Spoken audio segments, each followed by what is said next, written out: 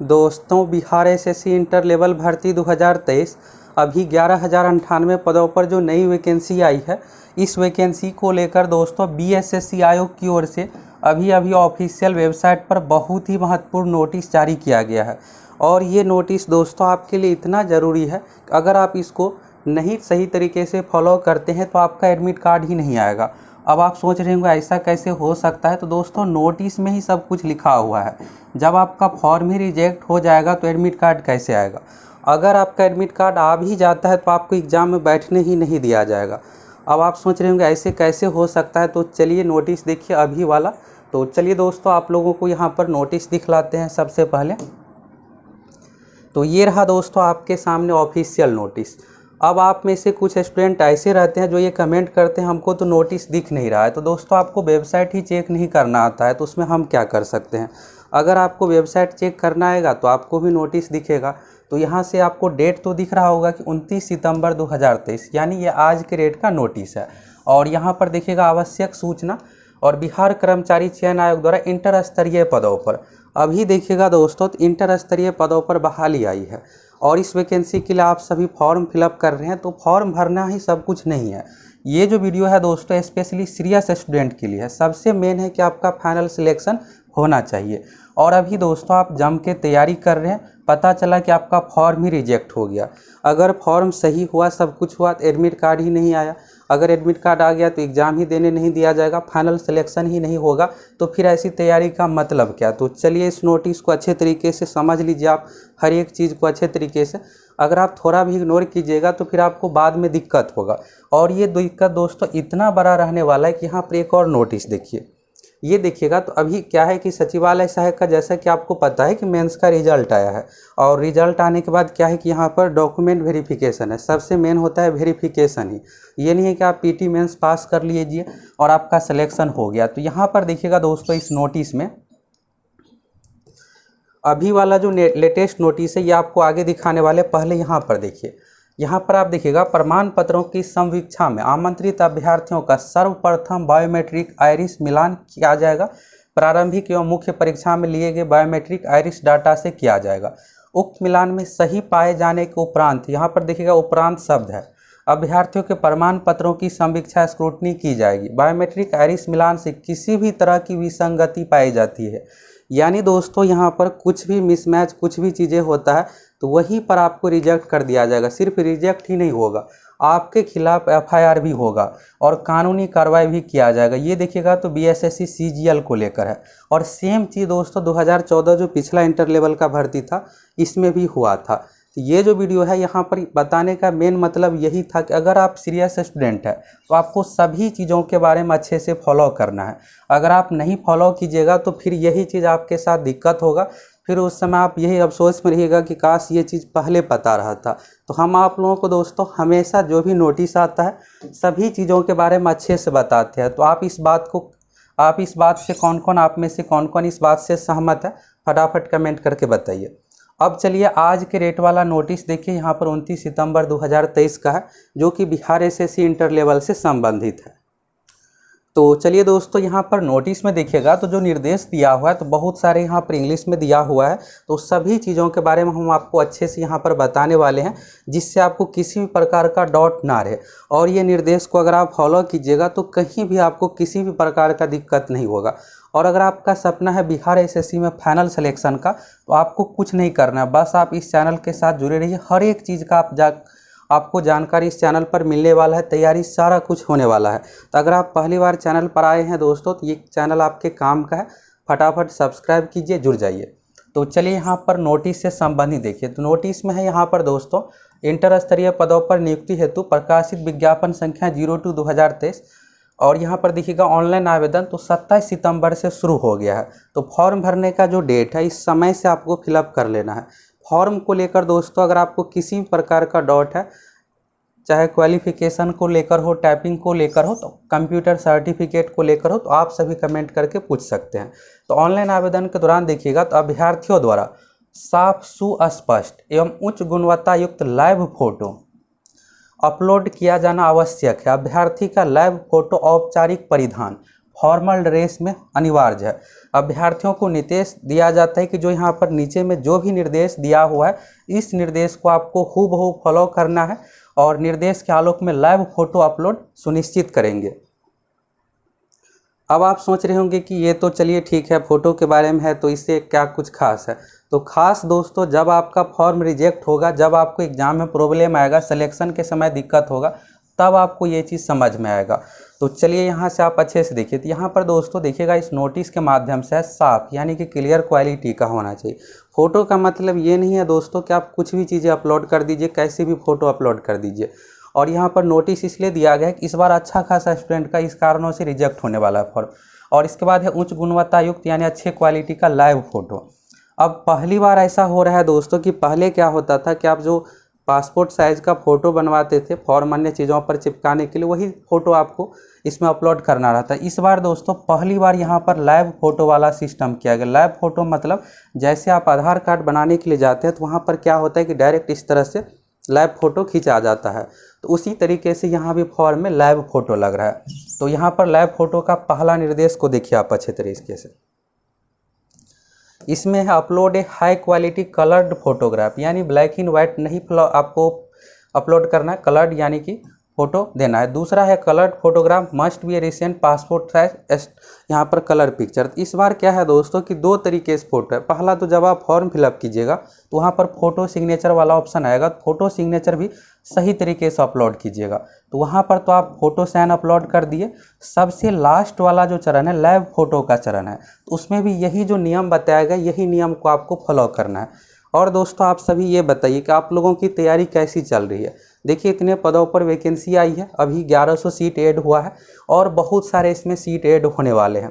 तो आप जम के तैयारी कीजिएगा तभी सिलेक्शन होगा। और अगर आप थोड़ा भी अगर लापरवाही कीजिएगा तैयारी में तो चाहिएगा सिलेक्शन तो बहुत मुश्किल है। और एग्ज़ाम में भी ज़्यादा दिन बचा नहीं है। आप में से बहुत सारे स्टूडेंट का ये कमेंट आता है कि क्वेश्चन बैंक के बारे में थोड़ा बताइए। तो ये जो दोस्तों आपको दिख रहा है ये बिहार एसएससी का क्वेश्चन बैंक है। तो यहाँ पर देखिएगा क्वेश्चन बैंक, तो क्वेश्चन बैंक को पहला आपको क्या करना है कि टेस्ट के रूप में बनाना है। टेस्ट मतलब एक बार बनाइए, मैथ जो भी क्वेश्चन है देखिए आपको कितना बनता है। तो यहाँ पर दोस्तों देखिएगा एक लाइव टेस्ट, यानी कि जिस तरह से एग्जाम में 4 ऑप्शन रहता है उस तरह से 4 ऑप्शन चूज कीजिए। 2 घंटा 15 मिनट का समय मिलेगा। नेगेटिव मार्किंग 1/4 है, सेम उसी फॉर्मेट पर प्रीवियस ईयर क्वेश्चन, ये हो गया। और दूसरी बात ये है दोस्तों कि प्रीवियस ईयर से अच्छा खासा क्वेश्चन रिपीट होता है। जीके में आपको लगभग 30 से 35% क्वेश्चन प्रीवियस ईयर से ही देखने को मिलेगा। अगर आप प्रीवियस ईयर अच्छे से कंप्लीट कर लेते हैं तो एग्ज़ाम में आपका आसानी से रिजल्ट होगा। और मैथ रीजनिंग में भी दोस्तों अगर आप प्रीवियस ईयर अच्छे से कंप्लीट करते हैं उसी पैटर्न पर क्वेश्चन पूछा जाता है। हम आप लोगों के लिए क्या किए हैं दोस्तों, 1 लाइनर वाला फॉर्मेट जो देखिएगा यहाँ पर देखिए ये क्वेश्चन पूछा गया था 23 में तीर्थकर कौन थे। तो यहाँ पर तीर्थगढ़ से रिलेटेड दरोगा में देखिएगा तो 3रा 5वां पूछा गया है, 23वां 24वां पूछा जाता है। जितने भी है सभी यहाँ पर लिखा हुआ है।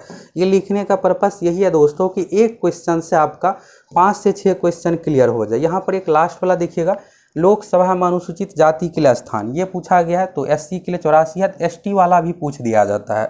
तो यानी इससे रिलेटेड जितने भी फैक्ट है सभी को इसमें शामिल किया गया है। तो ये दोस्तों आप लोगों को मिल रहा है। और बिहार पुलिस वाले में भी सारा कुछ दिए थे। तो बिहार पुलिस 21,391 वालों की इतनी बेहतरीन तैयारी हो गया है। तो जैसा कि शुरू से आप लोगों को बताते आ रहे थे, बिहार पुलिस में कट ऑफ से आपका 5 से 10 मार्क्स यानी 5 से 10 क्वेश्चन अधिक ही सही होगा। ऐसा ही तैयारी दोस्तों बिहार एसएससी इंटर लेवल का भी शुरू हो गया है। तो आप सभी एप्लीकेशन से जुड़ जाइए। प्रीवियस ईयर क्वेश्चन तो मिल ही रहा है लाइव टेस्ट के फॉर्मेट में, दूसरा 1 लाइनर फॉर्मेट में, जिससे आप याद कर पाए टेस्ट दीजिए। और साथ ही आप लोगों को मैथ रीजनिंग जीके साइंस जो बिहार एसएससी का पैटर्न है उसी पैटर्न पर तैयारी करवाने वाले हैं। आप देखिएगा दोस्तों हर एग्जाम के एक अपना अलग पैटर्न होता है, कुछ फिक्स टॉपिक होते हैं उसी से पूछा जाता है क्वेश्चन। तो हम आप लोगों को बिहार एसएससी का जो स्पेशली पैटर्न है उसी पैटर्न पर तैयारी करवाने वाले हैं। तो देर किस बात की, आप सभी जाइए एप्लीकेशन से जुड़ जाइए और संपूर्ण तैयारी में लग जाइए।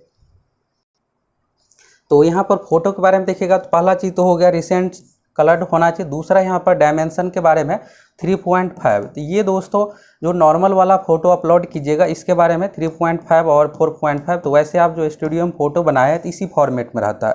फॉर्मेट जेपीजी में अपलोड करना है तो आप दूसरा फॉर्मेट दीजिएगा तो अपलोड ही नहीं होता है। और यहाँ पर 3.4.5 के यहाँ पर रेंज में होना चाहिए। और इसके बाद फ़ोटो का साइज़ जो होना चाहिए 20 से 50 KB के बीच में।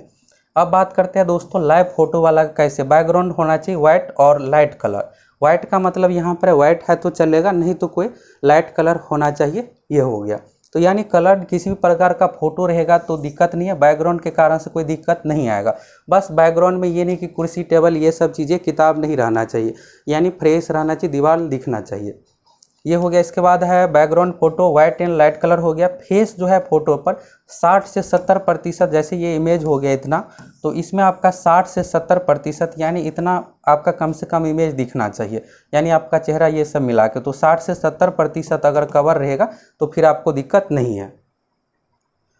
इसके बाद देखिएगा दोस्तों यहाँ पर है फोरहेड। फोरहेड का मतलब होता है माथा। माथा मतलब ये हुआ, ये पार्ट आपका क्लियर दिखना चाहिए। इसके बाद देखिएगा यहाँ पर आइज, यानी कि आँख हो गया, नोज यानी नाक, चिन, चिन मतलब हुआ होंठ दोस्तों। तो यानी देखिएगा चेहरा का सबसे मेन चीज़ क्या होता है, इसमें देखिएगा तो बायोमेट्रिक होगा, फेस डिटेक्शन वाला, तो यही सब देखा जाएगा आपका कि आपका ये जो माथा वाला है ये मिलाया जाएगा, होंठ का देखा जाएगा फॉर्मेट। यहाँ पर कलर मायने नहीं रहता, बस फॉर्मेट अच्छे से देखा जाता है, आँख का कैसे आपका बनावट है ये। तो ये देखिएगा यहाँ पर तो कहा गया स्पष्ट क्लियर होना चाहिए, यानी आपका माथा दिखना चाहिए, आँख दिखना चाहिए, नाक दिखना चाहिए, चिन दिखना चाहिए। और साथ ही दोस्तों आपको कोशिश करना है कि फ़ोटो इस तरीके से फॉर्मेट में होना चाहिए जिससे आपका ये कान और ये कान यानी दोनों कान दिखे।